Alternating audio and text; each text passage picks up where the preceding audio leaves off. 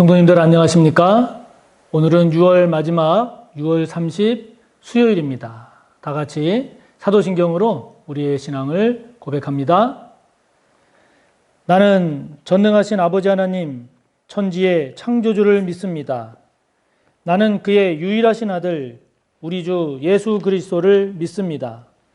그는 성령으로 잉태되어 동정녀 마리아에게서 나시고 본디오 빌라도에게 고난을 받아 십자가에 못 박혀 죽으시고 장사된 지 사흘 만에 죽은 자 가운데서 다시 살아나셨으며 하늘에 오르시어 전능하신 아버지 하나님 우편에 앉아 계시다가 거기로부터 살아있는 자와 죽은 자를 심판하러 오십니다. 나는 성령을 믿으며 거룩한 공교회와 성도의 교제와 죄를 용서받는 것과 몸의 부활과 영생을 믿습니다. 아멘. 오늘 우리가 함께 나눌 말씀은 구약 816조 시편 20편의 말씀입니다.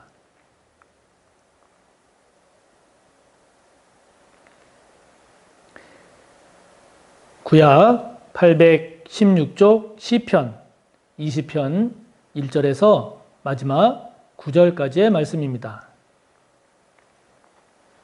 함께 봅니다.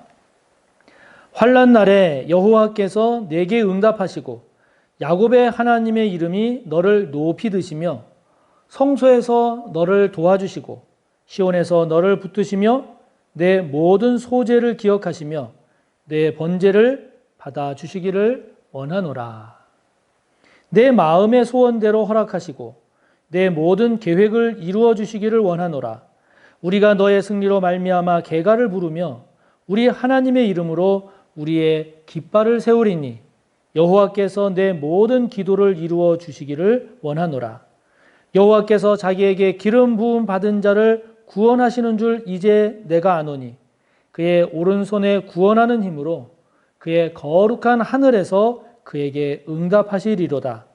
어떤 사람은 병거 어떤 사람은 말을 의지하나 우리는 여호와 우리 하나님의 이름을 자랑하리로다. 그들은 비틀거리며 엎드러지고 우리는 일어나 바로 서도다. 여호와여 왕을 구원하소서. 우리가 부를 때에 우리에게 응답하소서. 아멘.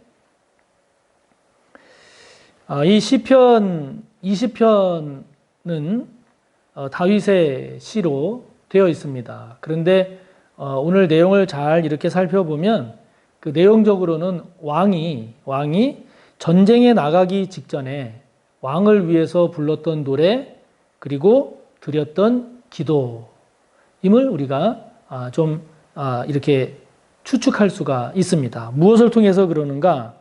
1절에 보면 환난 날에 이렇게 환난 날을 언급을 하고 있습니다. 그러면서 마지막 9절을 보면 여호와여 왕을 구원하소서.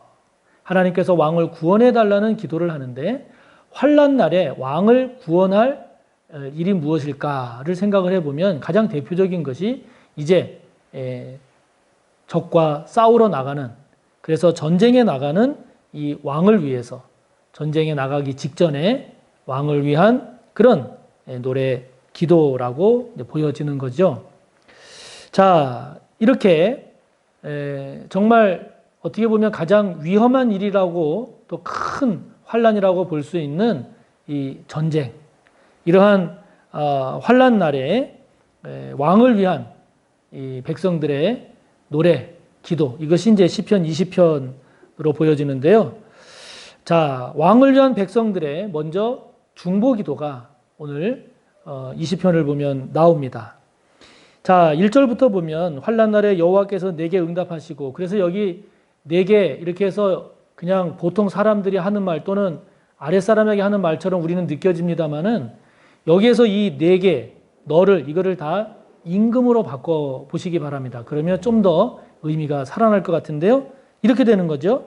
환난 날에 여호와께서 임금님께 응답하시고 야곱의 하나님의 이름이 임금님을 높이 드시며 성소에서 임금님을 도와주시고 시온에서 임금님을 붙드시며 임금님의 모든 소재를 기억하시며 임금님 번제를 받아주시기를 원하나이다. 이렇게 되는 겁니다. 자, 지금 전쟁에 참가하는 왕이 있습니다.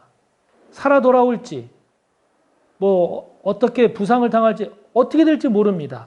그야말로 생사가 불투명하고, 그리고 이 전쟁 결과로 인해서 나라의 운명도 결정될 수도 있는 정말 이렇게 큰 환난, 이 환난을 맞이해서 전쟁을 하러 나가는 왕을 위해서 백성들이 한 것이 무엇인가?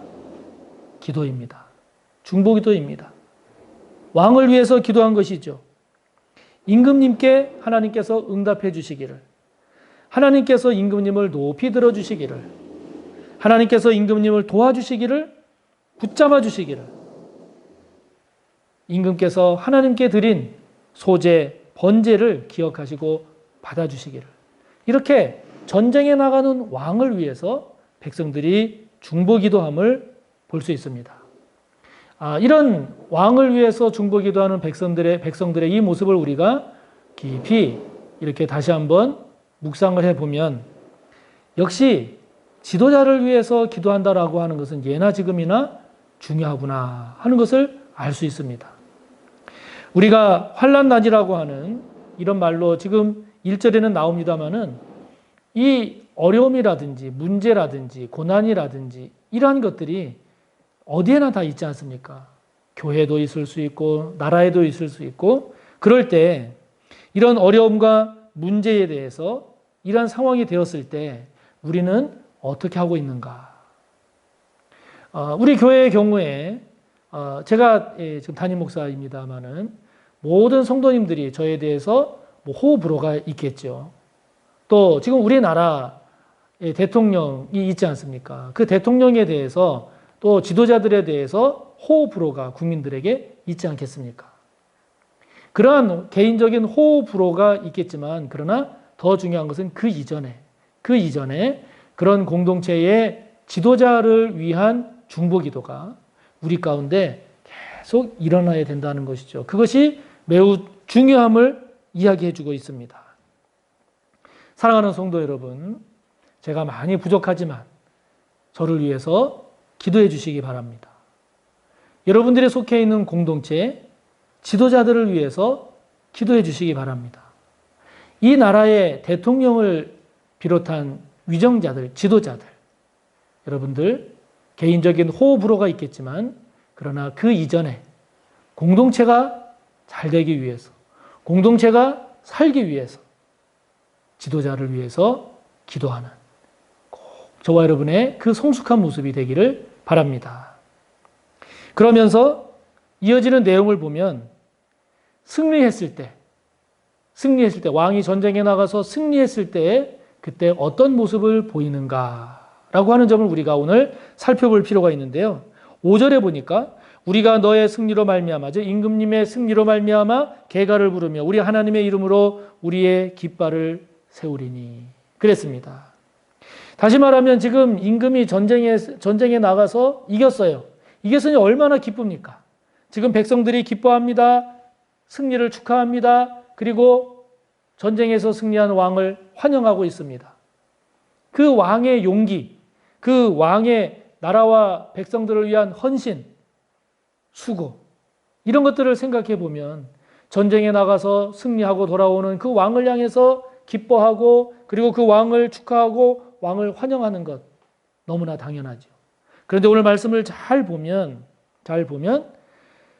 우리가 너의 승리로 말미암아 계가를 부르지만, 그러나 그 뒤에 말씀이 어떻게 되어 있습니까? 우리 하나님의 이름으로 우리의 깃발을 세우리니. 하나님의 이름으로 깃발을 세운다는 겁니다. 다시 말하면 그 승리의 영광을 하나님께 돌린다는 거죠. 왕이 물론 잘했습니다. 왕이 수고했죠. 그러나 하나님이 하셨습니다.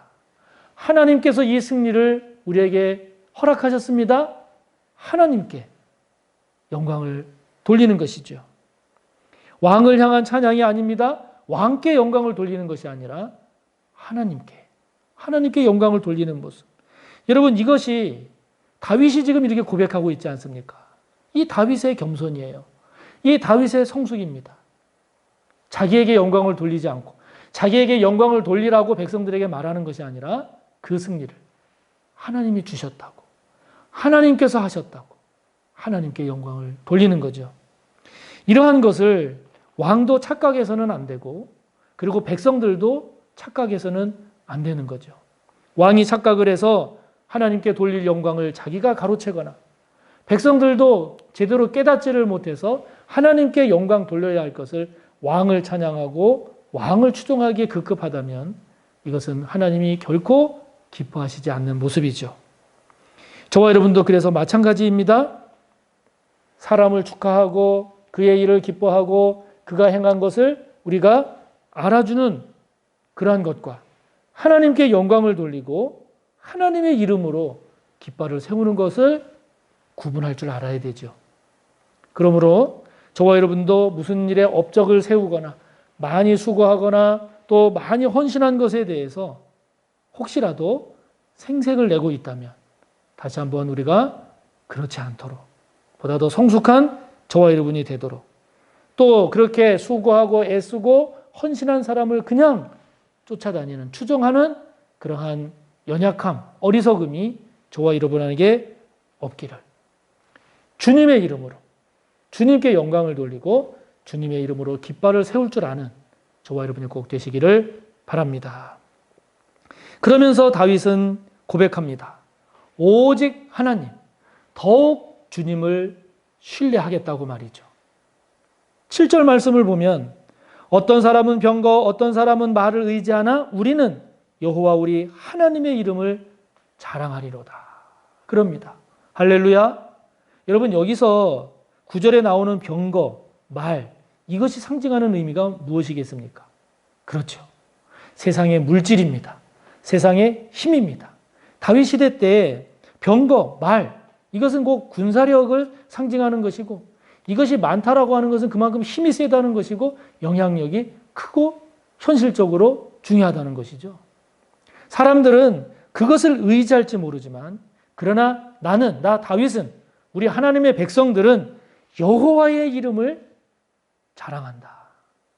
하나님을 더 신뢰한다는 것이죠.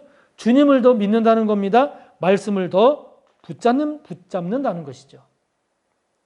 여기서 병거, 말을 의지한다는 것은 무엇이겠습니까? 그렇죠. 세상을 의지한다는 겁니다. 물질을 의지한다는 겁니다. 당장의 힘이 되는 것을 의지한다는 것이죠. 그러나 그렇게 하면 8절의 말씀처럼 잘 될 것 같지만 결국 비틀거리는 삶이 됩니다. 엎드러지는 삶이 됩니다. 그러나 하나님의 이름, 주님의 이름을 자랑하는 사람은 하나님을 신뢰한다는 것이죠. 주님을 의지한다는 겁니다. 성령을 의지한다는 겁니다. 이런 사람들은 넘어진다 할지라도 8절의 마지막 말씀처럼 일어나서 바로 설 수 있다는 것이죠. 선다는 것이죠. 그러므로 저와 여러분, 주님보다 말이나 병거를 더 의지하려고 하는 모습은 저와 여러분에게 없는지요? 저와 여러분의 어떤 모습이, 어떤 경우에 주님보다 말이나 병거를 더 의지하는 그런 모습입니까? 그런 모습이 저와 여러분에게 어떻게 나타나고 있습니까?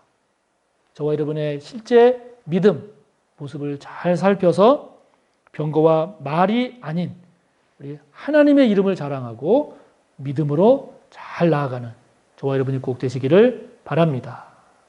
다 같이 주기도문으로 마치시고 또 여러분의 기도를 이어가시기 바랍니다. 하늘에 계신 우리 아버지, 아버지의 이름을 거룩하게 하시며 아버지의 나라가 오게 하시며 아버지의 뜻이 하늘에서와 같이 땅에서도 이루어지게 하소서. 오늘 우리에게 일용할 양식을 주시고 우리가 우리에게 잘못한 사람을 용서하여 준 것 같이 우리 죄를 용서하여 주시고 우리를 시험에 빠지지 않게 하시고 악에서 구하소서. 나라와 권능과 영광이 영원히 아버지의 것입니다. 아멘.